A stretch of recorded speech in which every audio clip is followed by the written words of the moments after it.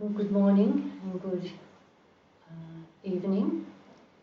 It's the 1st of January in America and it's the 2nd of January here,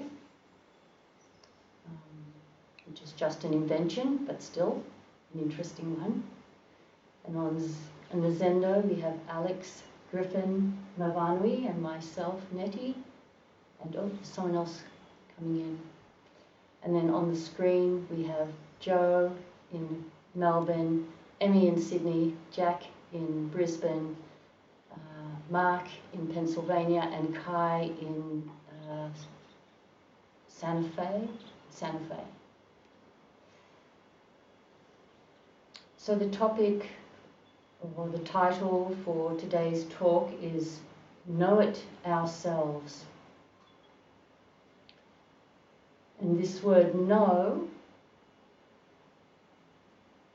as we are all aware, is not knowing with just the grey matter inside our skulls.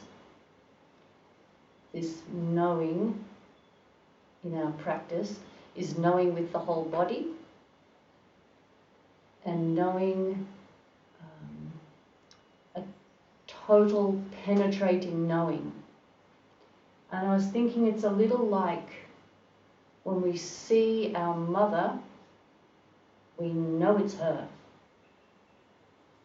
If she's far away and she's walking towards us, we might be not sure if it's her. Kind of like, I think that's her, not sure if that's her.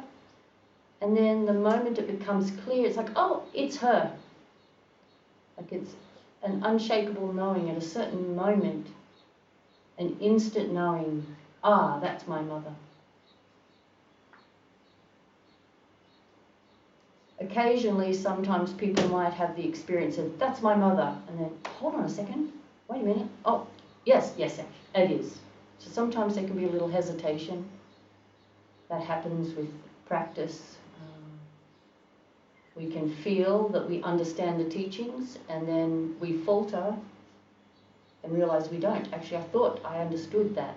I thought I had a sense of that, but actually I realize I don't quite.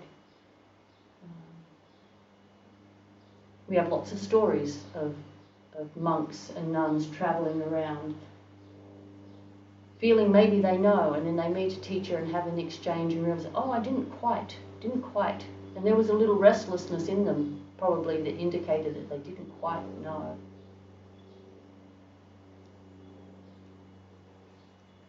And when we don't know, and we know we don't know, it's pretty uncomfortable. And a lot of us experience that in our practice, in the early years of practice, of realizing we don't know and we're uncomfortable not knowing. In the same way as if you're trying to see an image and work out what is it, you can't quite see it, you can nearly see it. Like if you're doing an eye test and you're looking at, I think it's a B for Buddha, but maybe it's a P, I don't know, can't quite tell. It's uncomfortable. And then it becomes clear, no, I can see that now. So this is the type of knowing it ourselves. This is the type of knowing we're talking about. And the it that we're knowing, some other words for it could be Buddha's teachings, thus, this, now, reality, truth. None of these words get us there, but they're just words that we use for what it is that we know in this practice. We know it. We recognize our mother at a certain point. We recognize. We realize. We know. We know it. At a certain point, we know it. And that knowing never stops. It's not like it's knowing now I know it, it's all over. It's I know it, I celebrate, and I keep on knowing fresh over and over and over and over and over. And then know it ourselves. This ourself, know it for ourselves. There's a line in one of the commentaries of a case in the Mumonkan, I can't remember which, that goes, it's like a mute person who has had a dream. They know it for themselves alone. I don't know if you've come, you might both come. Pardon? I think it's from Mu. Oh, really? Oh, there you go. It's maybe for the first koan, Mu. It's like a mute person who has had a dream. They know it for themselves alone. They know they had that dream, but they can't convey it to anybody because nobody can convey it to anybody else. We have to know it ourselves.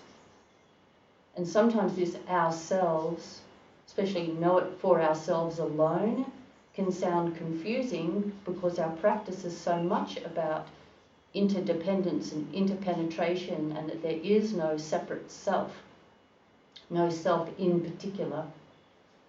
But here we're talking about the particular stream of consciousness that manifests as each of us. And I think the metaphor of the river is so beautiful. Like there's a mountain and water, and it rains heavily, and the water's trickling down the mountain in rivulets. And each of us is a different rivulet. And we all come together into the stream that becomes the river, that becomes the ocean, that evaporates up into the clouds and falls again as rain. It's the one water, but there's all the different rivulets. So it's this rivulet, this little thread of water, this little stream of consciousness that each of us is, that knows it, that we know it for ourselves. And that's our task with our practice, is to know it ourselves. It can't be given to us by anyone. In the same way as that someone can hand you some food, but you need to digest it. And even if someone spoon feeds you, or even if it's through a tube into your stomach, even if the food is offered so, what you call in a grandmotherly fashion, given to you with so much care and so much love, even then your body still has to digest it. So nobody can do it for you. Nobody can do it for us. We have to do it ourselves. That's why we do Zazen. That's why we contemplate the teachings. We study the teachings, we contemplate the teachings, and the more we practice, the more that's what our minds, its default is to contemplate the teachings. As we're walking along, as our eyes see things, as our ears hear things, we're contemplating the teachings as our habit of mind. And that's how it becomes ours. That's how it becomes, we know it ourselves.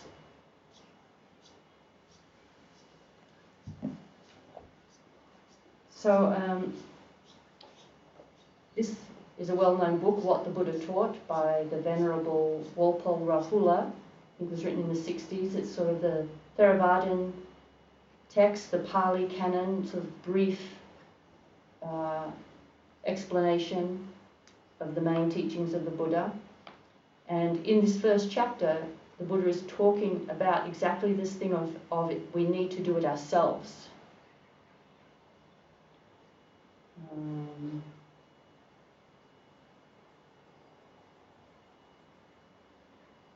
Among the founders of religions, the Buddha was, it says here, the only teacher. I tend to be a little careful about making claims, but I'm just reading it, so that's okay.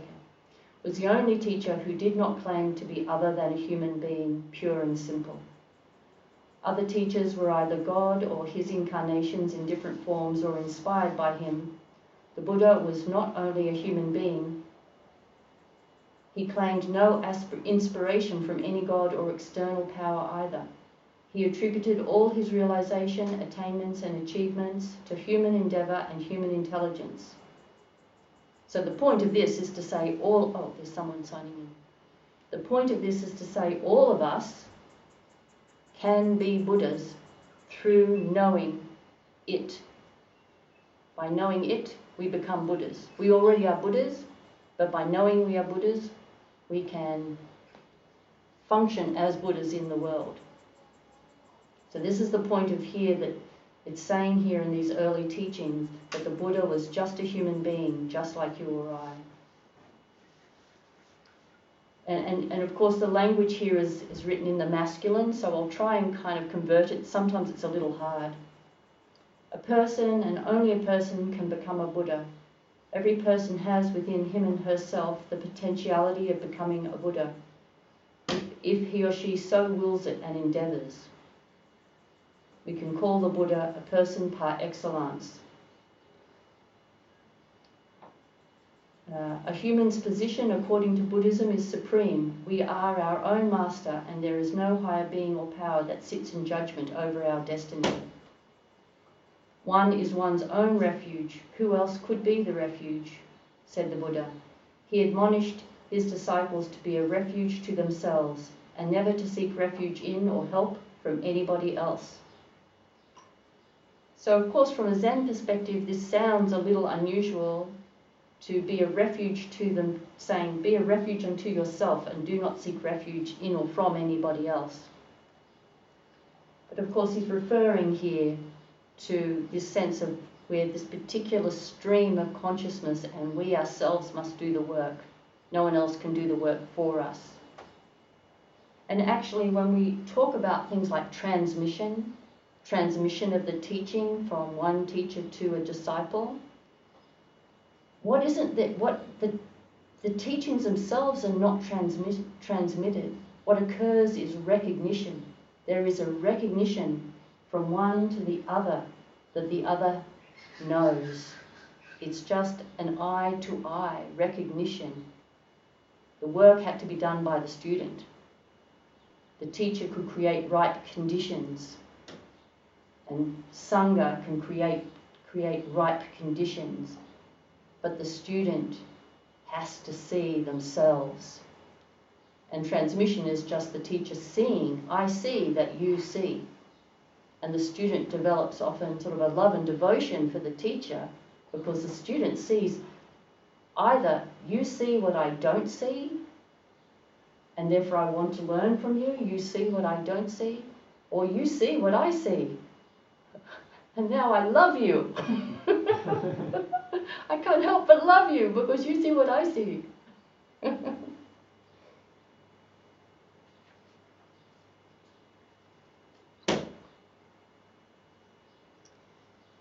In continuing reading here, the freedom of thought allowed by the Buddha is uncommon elsewhere in the history of religions.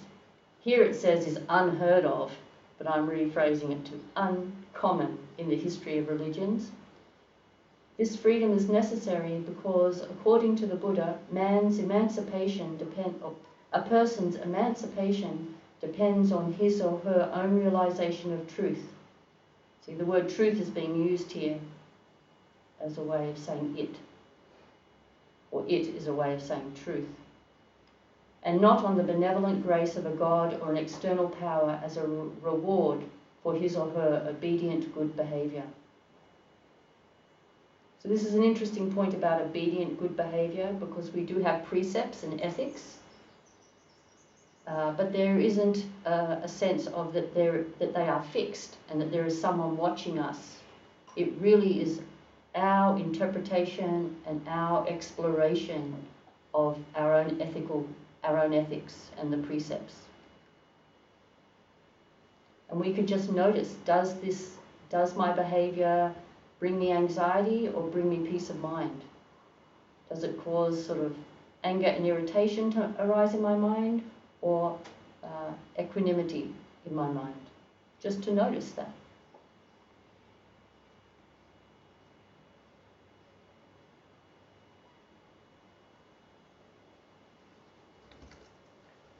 And here's a little bit about doubt. And this is talking about not the great doubt that we describe in the 3 pillars of Zen, great faith, great doubt, great zeal. That type of doubt, which we've spoken about here, is That's more like a curious, investigative, open mind, a non-closed, non-rigid mind. This doubt here that the Buddha is speaking about in the early teachings is a corrosive doubt, doubt about one's capacity, or doubt about the teachings, not from that sense of open investigation. Well, really in the end it's a self-doubt, a corrosive self-doubt. So it says here, according to the Buddha's teaching, doubt is one of the 5 hindrances, which the other hindrances, just by the way, are desire, anger, sloth, and restlessness. And then doubt is the 5th. According to the Buddha's teaching, doubt is one of the 5 hindrances to the clear understanding of truth and to the spiritual progress, or for that matter, to any sort of progress. Doubt, however, is not a sin because there is no articles of faith in Buddhism. In fact, there is no sin in Buddhism, as sin is understood in some religions. The root of all evil is ignorance and false views. It is an undeniable fact that as long as there is doubt, perplexity, wavering, no progress is possible. It is also equally undeniable that there must be doubt as long as one does not understand or see clearly. But in order to progress further, it is absolutely necessary to get rid of doubt. To get rid of doubt, one has to see clearly.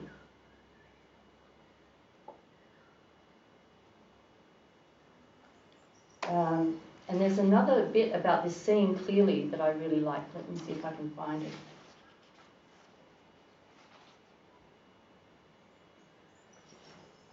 So it goes on in here to talk a little bit about that we don't need to believe, we just need to see clearly. That we believe, people choose to believe when they don't see clearly. And I'll read the example the Buddha gives here in the early teachings. The question of belief arises when there is no seeing, seeing in every sense of the word. The moment you see, the question of belief disappears. If I tell you that I have a gem hidden in the folded palm of my hand, the question of belief arises because you do not see it yourself. So you're wondering, is there really a gem in her hand? She says there is. I'll either believe her or not believe her. But if I unclench my fist and show you the gem, then you see it for yourself, and the question of belief does not arise. So the phrase in ancient Buddhist text reads, realizing as one sees a gem in the palm. So I think that that's kind of lovely. We don't need to believe something anybody says. We just need to examine it. And this can take years and years and years, of course, the process of examining it and sitting with it and being with it until we see it for ourselves clearly, and then no belief is necessary. There it is, the gem is in the palm of the hand. I do think sometimes someone could hold a gem so you can see something's glistening, but you don't know what it is. A little bit like you can see someone walking to you and I think it's my mother. You're at the airport, you're picking them up. I think it's my mother. Should I wave? I don't want to wave at a stranger. You're not quite sure. So it could be a little like that. You can see something, you're not quite sure. But if you keep sitting zazen, keep contemplating, keep practicing compassion, then it will reveal itself. And then you'll be clear, there it is. It's a gem. It's my mother.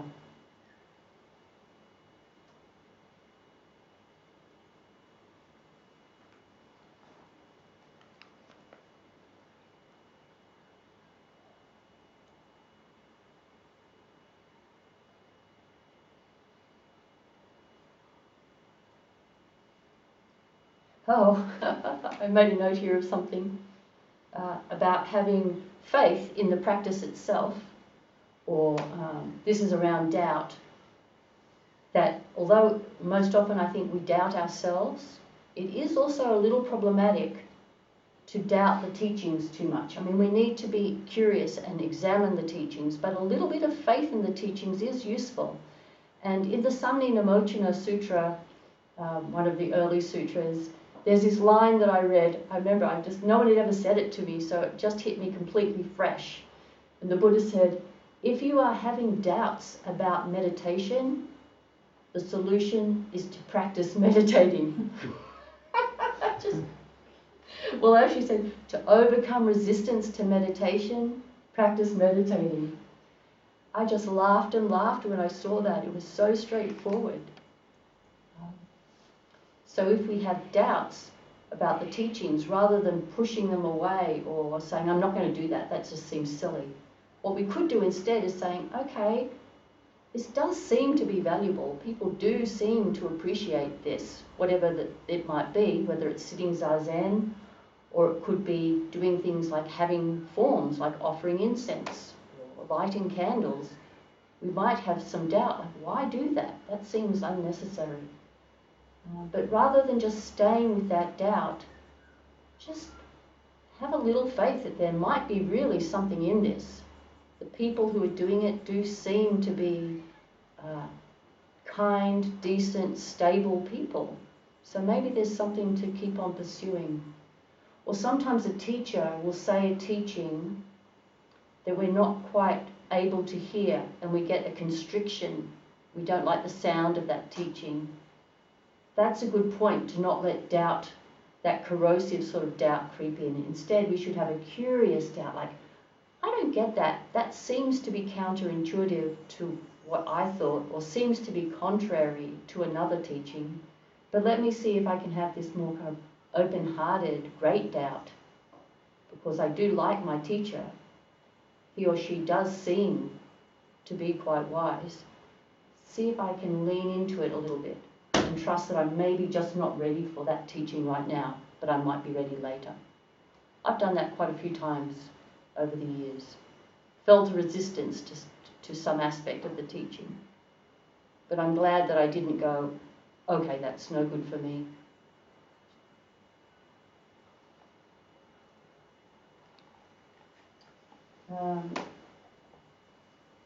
My glasses on so I can see what I've got written down here.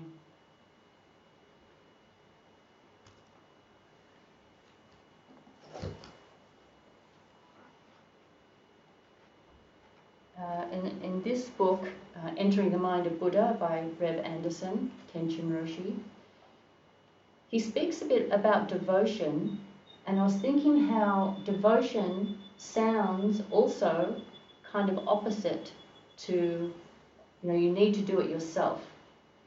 But there is a way in which devotion flows naturally as we know, as our knowing gets deeper, we develop devotion. So he just is speaking about devotion here. Devotion to the perfection of wisdom.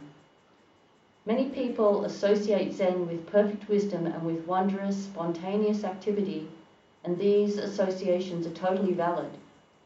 However, many people, especially in the West, do not associate Zen with devotional practice.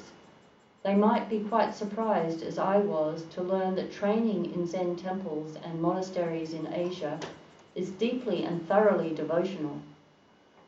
I know some students of Zen in the West who are not interested in devotional practice, and yet the path of perfect wisdom and Buddhahood is nothing if not devotional. The path to Buddhahood is the path of complete devotion to Buddha, Dharma and Sangha, to the awakening, to the teachings of awakening, and to the awakening community. And I think that fits a little with what I said earlier, that when you meet a teacher and you see that they see what you can't see, you can feel this sort of draw towards them. And then when they see what you also see, then a real deep devotion usually comes along. It just happens. And you feel devoted to the teacher and to the teachings and to the Sangha. This devotion just arrives. And there was one other thing I would like to read from Being Upright, another book by Tenshin Roshi. What page is this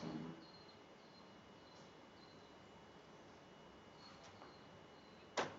Page 36 and 37.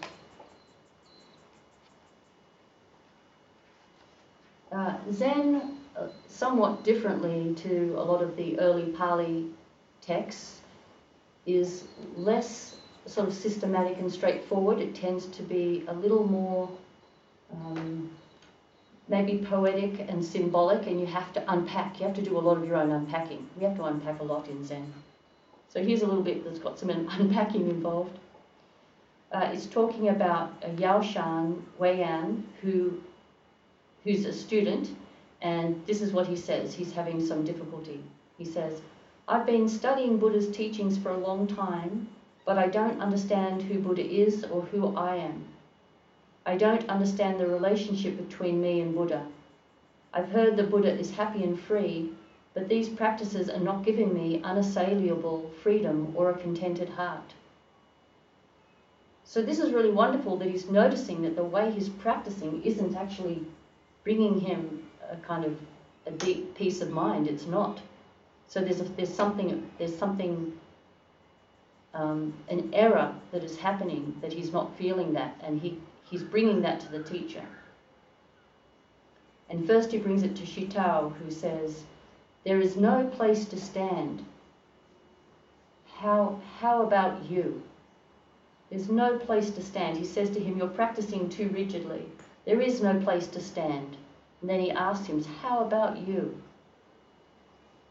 So he's putting it back on Yaoshan, saying, you're being too rigid in your practice. This is why you're not feeling at peace. There is no place to stand. And then he says, how about you? He puts it back to him. And then Yaoshan goes to Master Matsu and explains the same thing to him. And he says, although it's ungraspable, I can still wiggle my eyebrows or not wiggle my eyebrows. Sometimes a wink captures the ungraspable, and sometimes it doesn't. Without trying to grab anything to help you, you just live your life from the precept to light. This chapter is about precepts, so he's talking about precepts here. Right now, how about you? So again, this teacher puts it back on Yaoshan, and then Reb says, Zen practice pivots on the question, how about you? And I think that this is a very powerful statement. Zen practice pivots on the question, how about you? How about you is saying, know it for yourself. You have to know it for yourself. So that's what we're doing. When we come together like this, to sit, to listen, to speak, we're working to know it for ourselves, and then to know it more and more deeply for ourselves. It's endless. They sometimes say, Shakyamuni Buddha is still working on Mu, up there. It never ends. Robert Aitken's up there working on Mu. It never ends. So I'll finish there and open to questions or comments from the Zendo or on Zoom. So just put your hands in Gasho if you would like to comment, or put a virtual hand up if you don't have your screen on, your video on.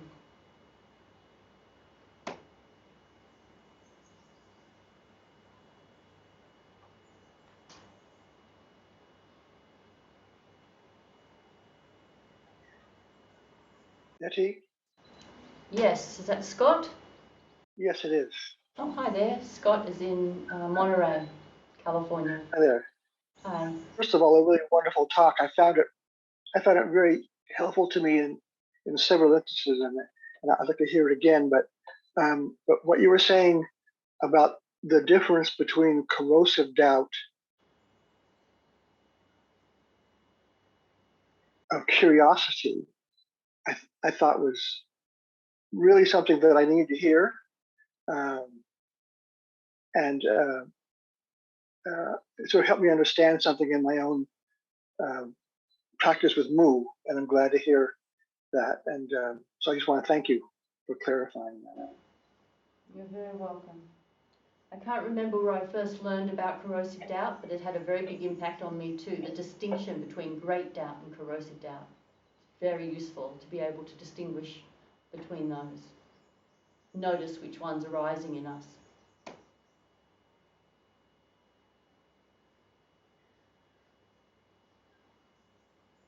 Ravani. It feels like for me that corrosive doubt comes from a kind of fear or withholding, whereas great doubt is a sort of a fearlessness. Yeah. I think, like you don't know and then you step into it, whereas corrosive doubt is you don't know and so you turn away from it. Yes, just in case that wasn't, you weren't able to all hear that very well. Ravani was saying, now I might not paraphrase it very well, but about great doubt, that it's fearless. And I think that this is right. It takes courage to have this great open doubt where you're willing to be ungrounded and open and have a beginner's mind. Whereas corrosive doubt,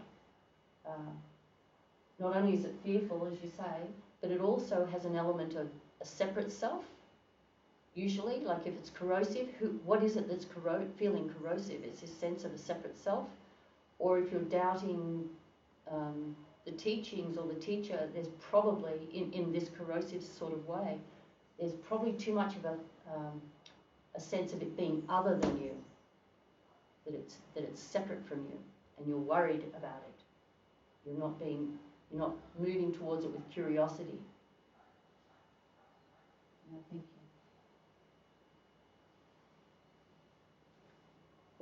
Was that you just bowing, Joe, or did you want to say something? No, I was just bowing to what you said, and yeah, and the one you said, yeah, thank you. It's lovely. It's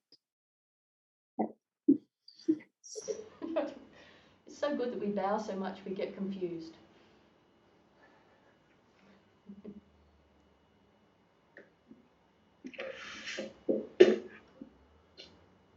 Oh, Kai. Thank you. I just have one thing to say. I'm so happy to know that there's someone besides me who's still working on Moo. Well, we all are. Yeah, but what was it? Shakyamuni was up there still working on. I mean, that's quite a statement.